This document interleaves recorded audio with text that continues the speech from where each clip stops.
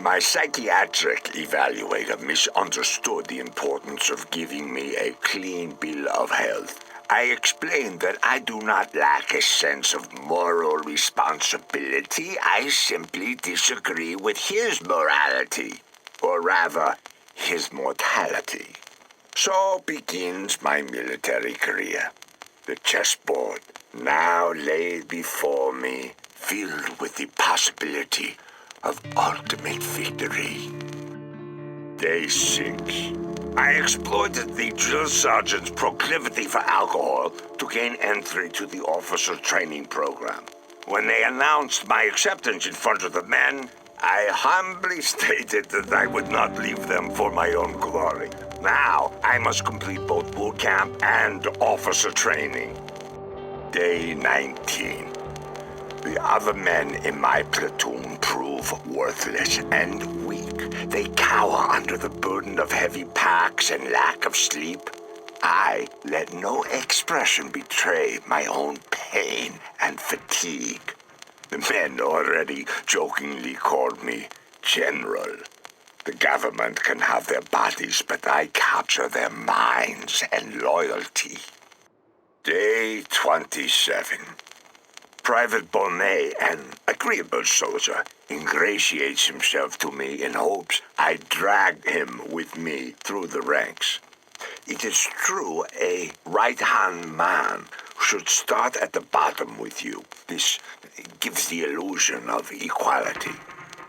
But Private Bonnet may do better as a sacrificial lamb, should the occasion arise. Day 35. Drill Sergeant Dushku sincerely believes in his own genius, poor fool. His lard-filled corpse chuckles as I grind my teeth down to powder fighting any reaction. His short-sightedness excretes from his pores along with this morning's spiked coffee. Day 45. I lead to Private Bonnet, the drill sergeant's inebriation, in total confidence, of course. It took less than an hour before most of the platoon knew. Their hatred of Dushku built slowly and dangerously. Each punishment doled out to me cements their loyalty. Soon a small spark shall ignite this powder keg. Day 50. I blurted an insult to the red-nosed Dushku as he applied a deserved punishment onto Private Bonnet. He screamed himself hoarse before pitifully retreating to the barracks. I must foot slog until sunset or drop. Each man peered from the barracks window, watching me march, unshaken, adoration in their eyes. Day 60. President-elect Dante inspected the base today, peace spilling from his lips. He lacks the will for strength, his eyes filled with compassion for the meat marching before him. I see his weakness in each wintry breath he takes. I need only a foothold in his inner circle to shape this man as I please. Day 65, time for a tragedy, one that draws President-elect Dante back to the base. My little lamb must canter innocently to the slaughter. I poison his ear tonight. Day 66, Private Bonnet is dead. I shot him in the neck, so no words could be spoken. His vicious attack almost killed Drill Sergeant Dushku. Now, I see guilt and regret in Dushku's eyes as the medics load him into the ambulance. I held his hand firmly, telling him to stay strong. His blood mixed with Bonnet's. Day 75, boot camp graduation day. The flag morbidly hangs at half-mast. Drill Sergeant Dushku spoke with pride from his wheelchair, citing my bravery in the face of evil. The men cheer my name even now. The first pawn falls. With still patience, I maneuver the board for the next move.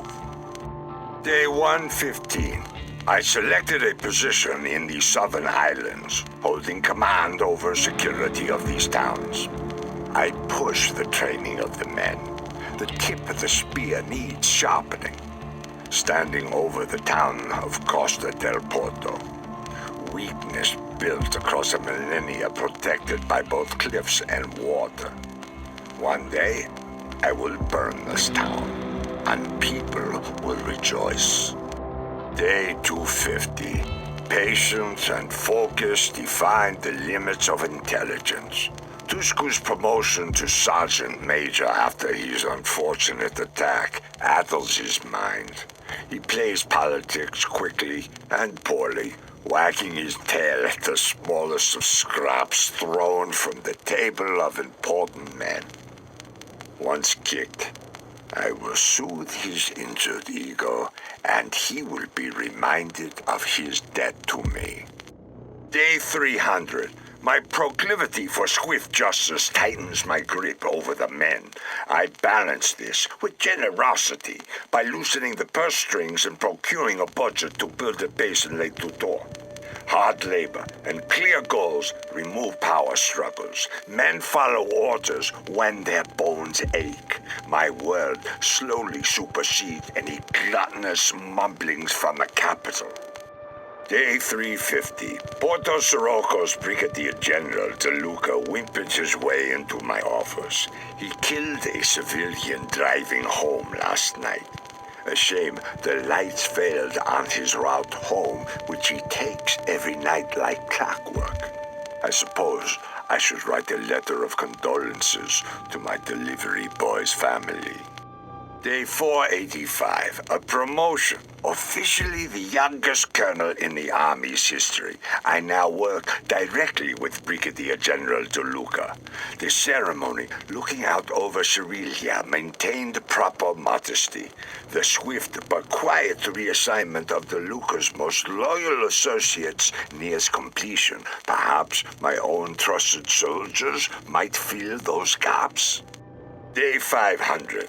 Armed with General De Luca's authority, I decree that all forces in the southern islands must pay back the support of the local people by participating in infrastructure building during the extended peacetime. I ensure locals know my name at every opportunity as we pave their roads and build their bridges. Day 750.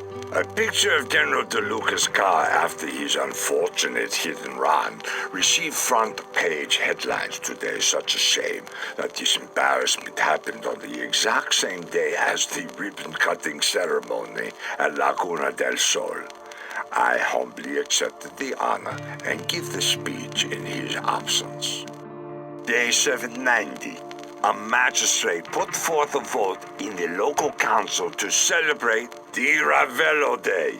I, of course, declined while sending a message to Sergeant Major Dushku asking for his advice. In a tone of great gravity, he informed me that he would take the matter all the way to President Dante's office.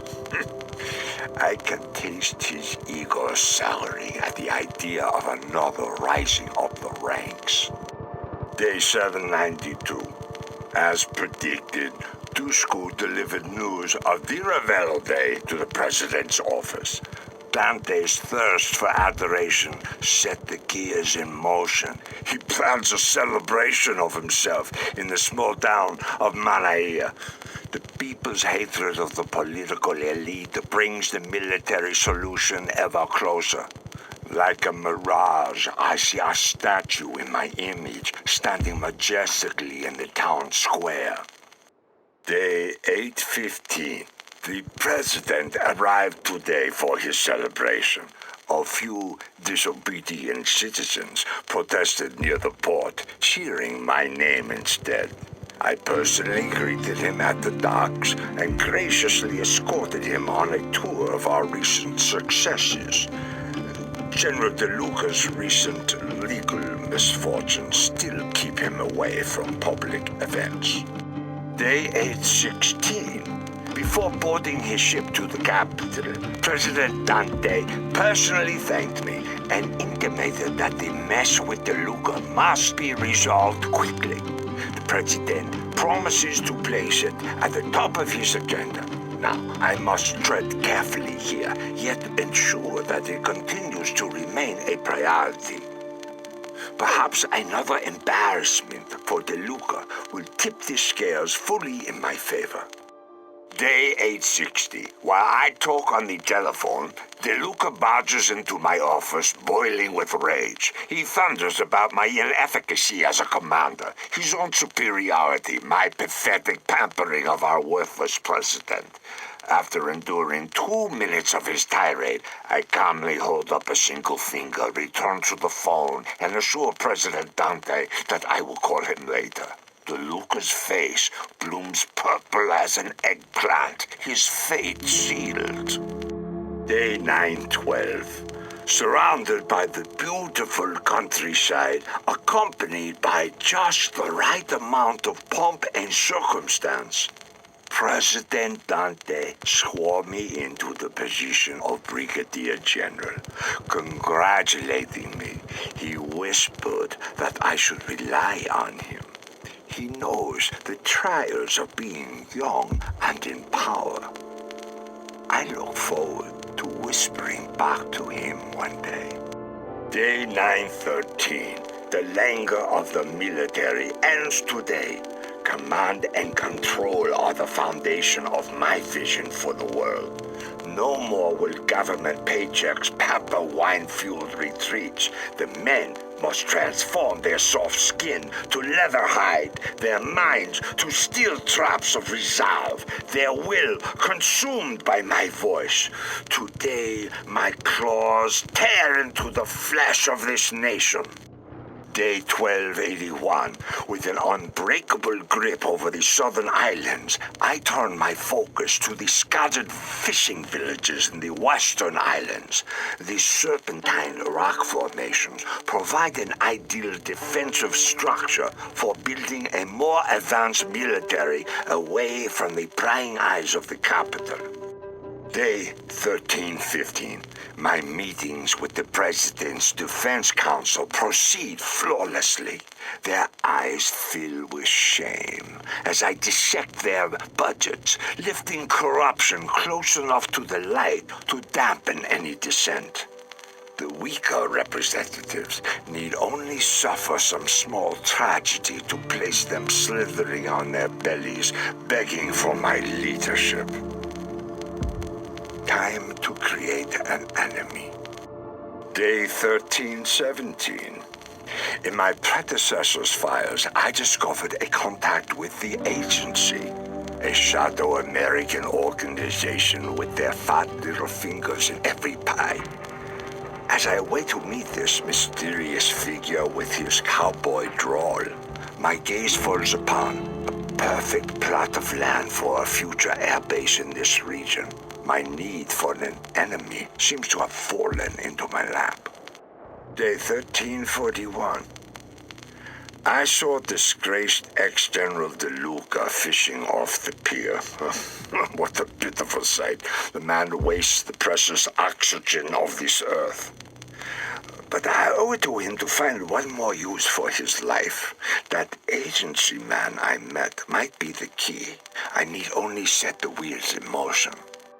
Day 1349. One can conjure insanity within a subject. It just takes a bit of a sense of humor. The agency contact merely orchestrated some pranks on DeLuca, burning toast in his house while he's away, moving the dock he likes to fish at by a few feet, calling and saying nothing on the phone. Just enough mischief for him to begin to question his senses. Day 1377. After weeks of adjusting to Luca's perceptions, the psychological cracks widened. He reacted violently to a local constable who received a tip that DeLuca was fishing without a license.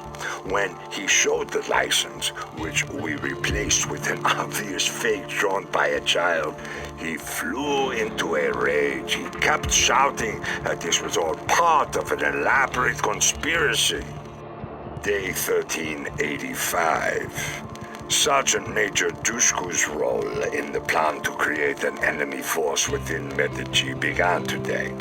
A forged audio message reached Dushku last night, pleading for help, saying that there exists a conspiracy to ruin the sovereignty of Medici. Dushku, in his typical patriotic zeal, immediately made plans to visit former General De Luca. The seeds of a rebellion take root and need but a little light and water to grow. Day 1492. Much time has passed since my last entry. Dushku's arrest warrant lingers, but remains uninvestigated. The Polizia searched De Luca's dust-covered home and found no evidence of where he disappeared to. The case file rests in an unresolved stack. With some gentle nudging, the two of them sailed to a small hideout in the far southern tip of the islands, building revolutionary plans amongst the ruins of civilizations past. Day 1515. The investigation into the disappearance of De Luca rested with a pointless young officer, a reckless youth who races cars. A small service today commemorated the young officer's death in a tragic accident. His brakes inexplicably failed on the last corner. An amateur racer, Rico Rodriguez, won the race, barely avoiding the accident himself. Another career begun in triumph and tragedy.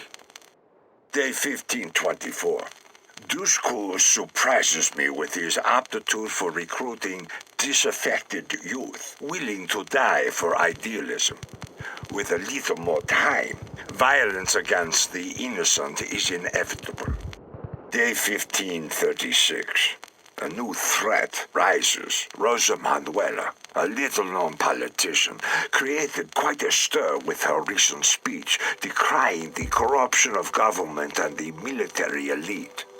She foments dissent in a way that proves contrary to my needs. Day 1551.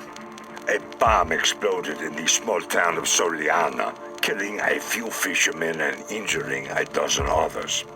De Luca's military mind proves useful, though his personal grudges makes the targets he chooses predictable. Day 1584. The bombings continue, and now sporadic riots flare up with little extra coaxing. People die and weep and blame. President Dante scrambles to win back the favor of the people. Soon the option of martial law will glisten like a shining savior. Day 1598. I offered to tour the southern islands on President Dante's behalf to appeal to an end to the violence. Dante assented, as his numbers in the polls continued to drop and Rosa Manuela's continued to rise. The people lapped up my words like thirsty dogs. Polls showed a 6-point swing for the president, and the bombings magically stopped.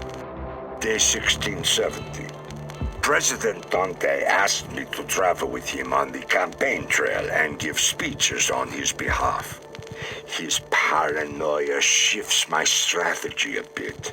He shakes with nerves when giving speeches in the South, fearful that some insignificant farmer might put a bullet in his brain. I feel disgusted by his weakness. Day 1624. I allowed the shipment of weapons to pass through my security net. The small rebellion now possesses the means to attack. I worry they might succeed in killing President Dante before I can connect Rosa Manuela to the rebels. Day 1637. A sniveling sycophant working in research begs for attention.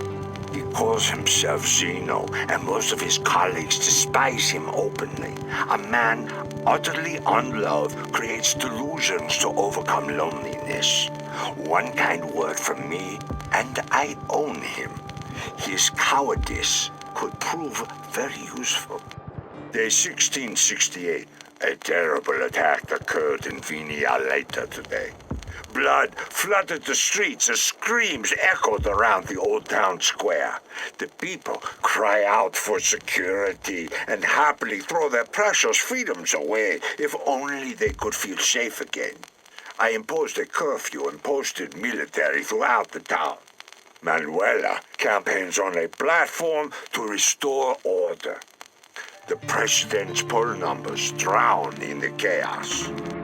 Day 1669. On the pleadings of the president, I ordered elite units into the rebel stronghold, killing many of the disillusioned followers there.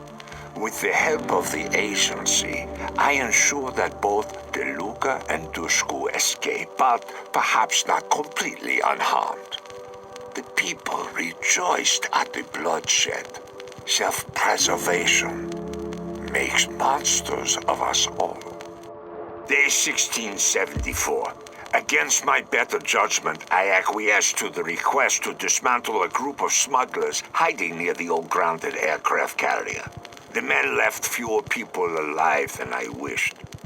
Once I hold control of the nation, I must grow the gangs of smugglers again. A strong black market creates both a cheap labor pool for the prisons as well as valuable target practice to keep the military sharp. Day 1681. The people called for immediate elections to oust President Dante. Rosa Manuela continues to surprise me with her tactics. She easily manipulates the hearts of the people, but I command the loyalty of the military. Her first action as president assuredly displaces me from power. The time for decisive action approaches with startling speed. Day 1692. The Democratic Commission, under the watchful eye of the international community, will hold their elections. In 2 weeks' time, the people will choose Rosa Manuela over President Dante to lead them. It demonstrates just how much of a fool he is to think he can beat Rosa in a fair election. Day 1705. The military remains on high alert. All leave cancelled. The agency, via Rosa Manuela's people, leaked President Dante's travel itinerary to the rebels. Dushku's ego struggles in the obscurity of this rebellion. I wager he will personally pull the trigger tomorrow. Day 1706, Election Day. Rosa easily leads in the polls. President Dante's travel schedule passes close to Oliva Moro. In that moment, my guards will attempt to quell a small protest while moving the president out of the town square. Everything hangs in the balance in this moment. Day 1707, President Dante's death turned gruesome. The panic caused a stampede, crushing my men underfoot. Dante's body needed to be recovered, piece by piece. I have imposed martial law across the land and cancelled the election. Rebel hideouts burn across Medici. Dushku escaped the scene, but I will need his confession to arrest Rosa Manuela. Day 1708. Dushku easily succumbed to modest interrogation techniques. I possess a video confession stating he acted in the interest of Rosa Manuela and received financing from her campaign. I posted an arrest warrant for her within hours. Day 1709. The agency is furious at my choice of tactics. They can nag all they want. Our union is far past consummation. The people are calling the military takeover the night of the bonfires. They'll remember it as the night we shed pretenses and burned away our shameful weaknesses. Day 1710. I must quell the agency's fury. A small gift should suffice. Remembering the young race car driver, I personally oversaw the burning of the Rodriguez household. The screams meant little to my ears. That they meant even less to my men, faces blank and fire lit, guns trained on all exits. filled me with the pride of my accomplishments. Now the agency rescues with open arms a newly orphaned recruit. Thank you, Rico Rodriguez.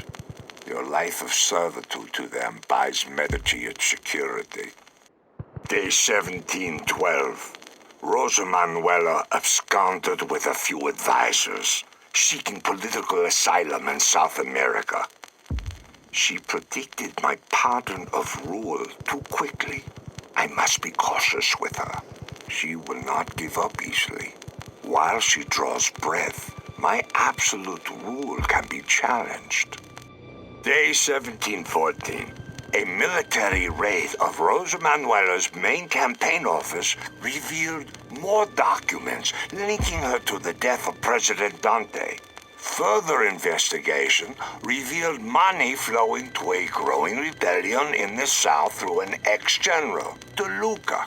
I must say, those men at the agency do good work. Day 1715. As planned, De Luca stabbed Dushku through his neck and into his brain as we paraded him to prison.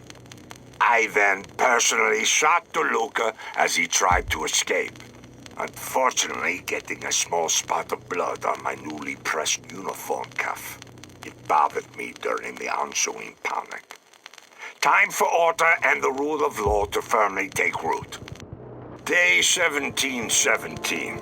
I suspended the Constitution, with the promise of a return to democracy once we ruled out the violent elements within our society. The people's representatives voted unanimously for the resolution. Of course, I must ensure the violent elements continue to provide fuel for my perfect flame of order. Day 2082, 1 year removed from Dante's death. My authority stands uncontested. The agency requests latitude to experiment on a local mineral, bavarium. If they are interested, I am interested. Perhaps power blooms in more than just my dormant volcano. Day 2091. The Polizia still pose a threat to my plans with their adherence to codes of ethics and due process. They reek of redundancy, bumbling over affairs the military can better manage. I must find a way to dispose of that institution, but all in due time. Day 2114. The smugglers grow in the south. The construction of new military bases occupies the hands and minds of the people. A new research facility hidden within the central communications tower in the mountain obfuscates itself amongst other top-secret expenditures. The blue mineral bavarium offers a path beyond these shores. Day 2215. I must acquire more military hardware. These Western powers manipulate and lie, selling me generationally obsolete weapons. I do not care for a life lived under the boot of Western imperialist pigs. They should be careful when smothering a fire. I still possess enough heat to burn. Day 2385. Dima Al-Masri's genius flourishes under my patronage. Technology and the pursuit of it endlessly ignites in her soul. In exchange for her services, I pay the agency a paltry quantity of bavarium for their own research. The agency misunderstood her use and how to motivate her. The more resources I pour into her lab, the faster the advancements. I begin to see the true power of bavarium. Day 2614. The UN submitted a vote in the Security Council to restrict my access to arms. Predictably, the US and Russia both vetoed the effort. The world should thank me. I am creating agreement among the unagreeable. They all covered access to bavarium more than they desired democracy. I allow very little of the mineral off the island. claiming labor shortages. Day 3593. A small, ineffectual rebellion brews once again in the caves in the south. By restricting outside companies from forming on the island, the youth must turn to military service to survive. My men now occupy every town square and churchyard. I take special pride in the stories of atrocities in which I had no hand. My people learn to embrace the hate and yet stay docile through fear. Day 4169, my first Bavarium explosive test proved successful. The world took notice. Some think I have joined the nuclear club, but I started the Bavarium Club.